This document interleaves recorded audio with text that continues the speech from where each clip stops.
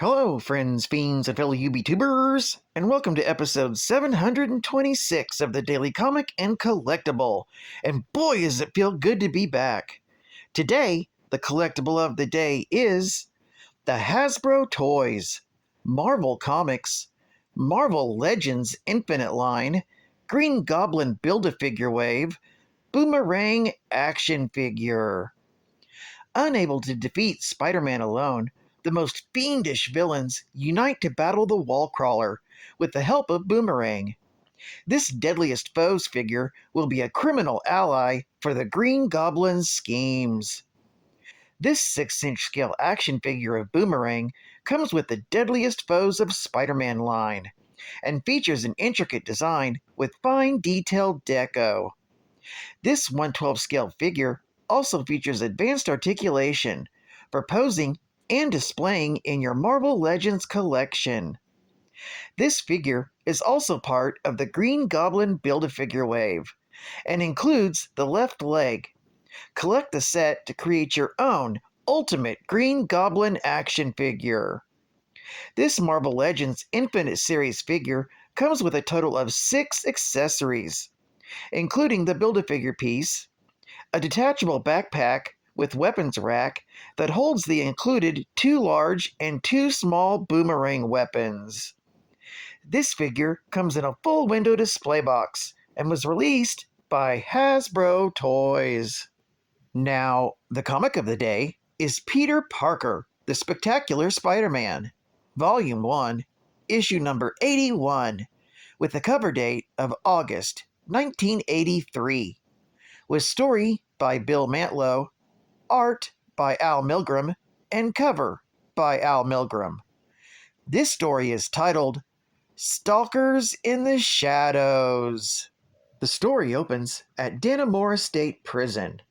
The guards mock Boomerang's vow to break out of prison as they're returning the prisoner to his cell after supper. Boomerang has, however, palmed a spoon, which he uses as a makeshift boomerang to disable the locks to his and the Punisher's cells. As the guards come and investigate the alarm that rings as a result, the Punisher waits with his cell door pulled closed, but not locked, and when they are preoccupied with Boomerang, he gets the jump on them. The pair steal the uniforms off the unconscious men and flee to the top of the outer wall of the prison, where they set up a rope of tied-off clothes to carry them out to safety. With the prison guards catching up to them, the Punisher betrays Boomerang by knocking him down into the waiting arms of the guards and escapes by himself, vowing to kill the Kingpin. Meanwhile, in New York City, Peter Parker is walking out of his apartment when he spots his landlady, Mrs. Muggins, being attacked by druggies, looking to score some easy money. Peter jumps in and scares them off, but when he realizes they were trying to stick her up for drug money, he begins to contemplate the city's drug problems and wishes that there was more that he could do. Peter walks off to the bus stand, unaware that Cloak and Dagger have witnessed the entire scene. Catching up with the drug addicts, the vigilante duo attack them, and using their powers, clean their system of the drugs and its addiction before vanishing as quickly as they appeared. However, before the rehabilitated group can enjoy their new lives clean from drugs, the Punisher jumps down and murders them all for having taken drugs in the first place. A short time later, Peter arrives at the Columbia Presbyterian Hospital, where he tests out the police security that's protecting the Black Cat in her period of convalescence, recovering from her injuries. Finding the safety measures satisfactory, he changes into his Spider-Man uniform and greets Captain DeWolf and is granted permission to visit Felicia. Finding her still asleep, he kisses her and then contemplates what future they have together before leaving the hospital, out the window. As Spider-Man swings through the city, he muses over his recent encounter with an unknown automaton assailant, and his contemplations over quitting school. His thoughts, though, are cut off when his spider sense goes off, leading him to a condemned, abandoned building. After going inside, he finds a bunch of dead junkies. When he's approached by Cloak and Dagger, Spider-Man assumes incorrectly that they've murdered the junkies and attacks them. Left with no choice, Cloak uses his powers to pull Spider-Man into the Dark Force dimension within his cape. After a short time, Spider-Man is able to eject himself from the dark void within Cloak's cape. Cloak and Dagger then show Spider-Man the truth. The junkies were shot down in a hail of mercy bullets, and that the man who did it came to find out who sold them the drugs before leaving. Elsewhere in the city, the Punisher is out to kill the man responsible for the drug proliferation in the city, the Kingpin. This story is continued in Peter Parker, the Spectacular Spider-Man, issue number 82. Geek Fact: Jean DeWolf talks about tighter security at the hospital for Felicia Hardy after it was attacked by Dr. Octopus in Peter Parker, Spectacular Spider-Man, issue number 79. In fact, I just recently covered that issue in episode 722. A link to that video will be in the description below. Bonus Geek Fact: Spider-Man recalls all his past loves up to this point. First, there was Betty Brant, Peter's first girlfriend, who he started dating in Amazing Spider-Man, issue number 7, from December of 1963.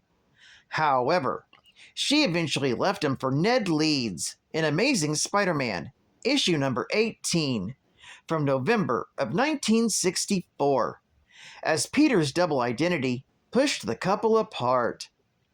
Then there was Gwen Stacy, who was Peter's first serious relationship until she was killed in a battle between Spider-Man and the Green Goblin in Amazing Spider-Man, issue number 121, from June of 1973. Third was Mary Jane, who dated Peter shortly thereafter, although she broke off the relationship when he proposed to her in Amazing Spider-Man, issue number 183, from August of 1978.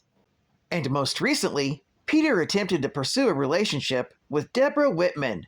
That is, until a mental breakdown will prompt her to return home in Peter Parker, the Spectacular Spider-Man, issue number 87, from February of 1984. Dagger is included among the women that Spider-Man thinks about. However, the pair have never had a romantic relationship up to this point. Advertising ad fact: Get a Kool-Aid Man comic book! Free! Oh yeah! Hey kids, now I'll come right to your house in the new Kool-Aid Man comic book, made by those marvelous people at Marvel Comics. Find out what happens when I battle my arch enemies, the Thirsties. Ouch! Just send to the address below and you'll receive this Marvel Adventures of Kool-Aid Man, issue number 1, featuring them nasty old Thirsties. Oh yeah! Offer expires March 31st of 1984. Offer limited to 1 per household. Void where prohibited. And one more geek fact from me. A final geek fact, bruh. One more geek fact from me. I'll fact you up. Fred Myers was born in Australia, but moved to America when he was a small child. In America, his great love was baseball, and he developed an extraordinary pitching arm. He became a professional baseball player in the minor leagues after graduating from high school, and a few years later entered the major leagues. Within a few years, he was suspended for accepting bribes. Embittered, he was eventually contracted by the subversive criminal organization, the Secret Empire, and offered employment. They designed special weaponry for him to exploit his pitching ability, and he became their special operative, codenamed Boomerang. One of the first heroes he battled was the Hulk. When the Secret Empire crumbled, Boomerang went to Australia to hide out and recuperate. There, he incessantly practiced the art of throwing and decided to become a freelance assassin. Obtaining a new arsenal of weapons designed and financed by underworld financier Justin Hammer, Boomerang came back to America to pursue his criminal ambitions. His first mission was to assassinate Iron Fist, though he was defeated. He was next hired as part of the Evil Defenders, employed by Libra, to battle the real Defenders. He was later hired by Viper to participate in a plot against S.H.I.E.L.D. Boomerang tried to kill Spiderman to impress the Kingpin and hopefully work for him. However, he was defeated and arrested. Myers then helped Punisher escape from prison, but was betrayed by the Punisher and recaptured. Afterward, Myers was released and hired by Max Stryker to get Dr. Bruce Banner's gamma ray to cure his cancer, but wound up battling the Hulk yet again. Boomerang's costume contains a wide variety of hidden pockets and pouches for his smaller specialized boomerangs, in addition to attachments for securing the 7 larger primary boomerangs. His costume is equipped with boot jets, which are mentally commanded using cybernetic circuitry built into his cowl. These are capable of 2 hours of flight at 30 miles per hour before needing to be refueled, and generate enough thrust to support Boomerang's own weight, plus an additional 100 pounds. Boomerang's primary weapons are the boomerang, which he wears on his uniform. There are 7 boomerang attachments in plain sight. Each is rigged with special gimmicks. He has shatterangs, gasarangs, razorangs, screamerangs, bladerangs, gravityrangs, flexarangs, multirangs, and electrorangs that are specially made for Vision. They're electrically charged and can cause the Vision pain when he's in his intangible state. Despite being a super criminal, Boomerang feels it's his sense of civic duty to vote. It's also revealed at a hearing for probation violation that Boomerang is a Scientologist. Well, I'd like to thank you for joining me for another Daily Comic and Collectible, and I hope to see you again Tuesday. This is Cat Fan Comics Man, and I'll catch you on the flip, baby. Over and out.